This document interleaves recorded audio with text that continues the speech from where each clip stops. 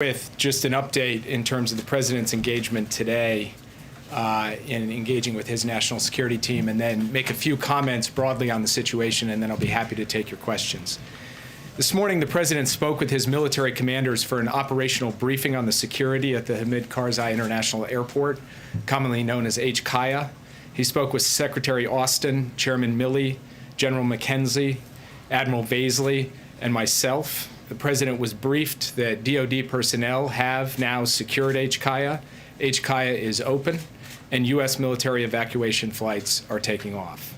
Following this operational briefing with his military commanders, the President and the Vice President met by secure video conference with their national security team to hear intelligence, security, and diplomatic updates on the evolving situation in Afghanistan. They discussed the status of ongoing evacuations of U.S. citizens, SIV applicants, and other vulnerable Afghans at risk, and how we would do this safely and efficiently, and with a laser focus of the team on monitoring for and preventing any potential terrorist threats at or around HKIA, including from ISIS-K. They were joined by Secretary Blinken, Secretary Austin, Chairman Milley, Director Haynes, Director Burns, myself, Ambassador Wilson, Ambassador Khalilzad, General McKenzie, and other senior officials. Just to say a few words about where we come from and where we are.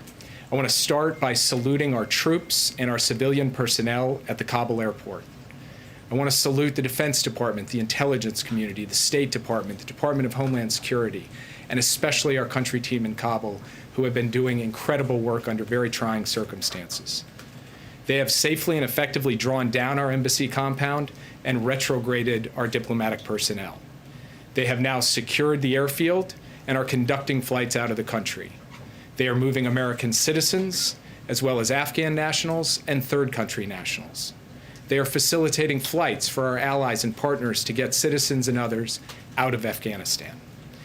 These operations will continue in the coming days as we move to evacuate American citizens and Afghan nationals who worked with us, along with other vulnerable Afghans. We are engaging diplomatically at the same time with allies in regional countries and with the United Nations to address the situation in Afghanistan. We are in contact with the Taliban to ensure the safe passage of people to the airport. We are monitoring for any potential terrorist threats, as I just mentioned, including from ISIS-K.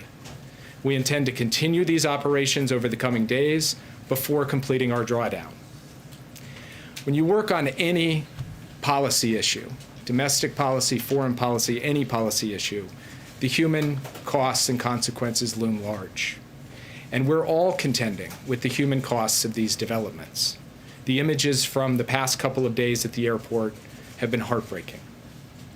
But President Biden had to think about the human costs of the alternative path as well, which was to stay in the middle of a civil conflict in Afghanistan. There are those who argue that with 2,500 forces, the number of forces in country when President Biden took office, we could have sustained a stable, peaceful Afghanistan. That is simply wrong. The previous administration drew down from 15,000 troops to 2,500 troops. And even at 15,000, the Afghan government forces were losing ground. What has unfolded over the past month has proven decisively that it would have taken a significant American troop presence, multiple times greater than what President Biden was handed, to stop a Taliban onslaught.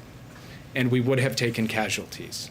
American men and women would have been fighting and dying once again in Afghanistan, and President Biden was not prepared to send additional forces or ask any American personnel to do that over the period ahead. There have been questions raised about whether we should have drawn down our embassy and evacuated our Afghan allies earlier. These are reasonable questions. We did dramatically accelerate the SIV process and move out a substantial number of SIV applicants and their families. But the Afghan government and its supporters, including many of the people now seeking to leave, made a passionate case that we should not conduct a mass evacuation lest we trigger a loss of confidence in the government. Now, our signaling support for the government obviously did not save the government, but this was a considered judgment.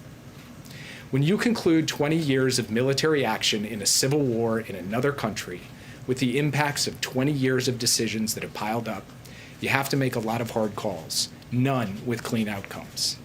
What you can do is plan for all contingencies. We did that. The American forces now on the ground at HKIA are there because of contingency planning and drilling we did over the course of months, preparing for a range of scenarios, including dire scenarios. President Biden ordered multiple battalions to be pre-positioned in theater, and he activated them for deployment before the fall of Kabul. He also put additional battalions on a short string here in the United States. Those battalions have now flowed in as well. Yes, there were chaotic scenes yesterday, but as Admiral Kirby said, even well-drawn plans don't survive first contact with reality, and they require adjustments, and we've made those adjustments. We will stay in close touch with our allies and partners in the days ahead as we contend with the immediate need to complete the evacuation mission and as we deal with the broader challenges posed by the new reality in Afghanistan. And we will remain persistently vigilant against the terrorism threat in Afghanistan and in multiple other theaters across multiple continents. We have proven in other places that we can suppress terrorism without a permanent military presence on the ground, and we intend to do exactly that in Afghanistan. And with that, I would be happy to take your questions. Yes.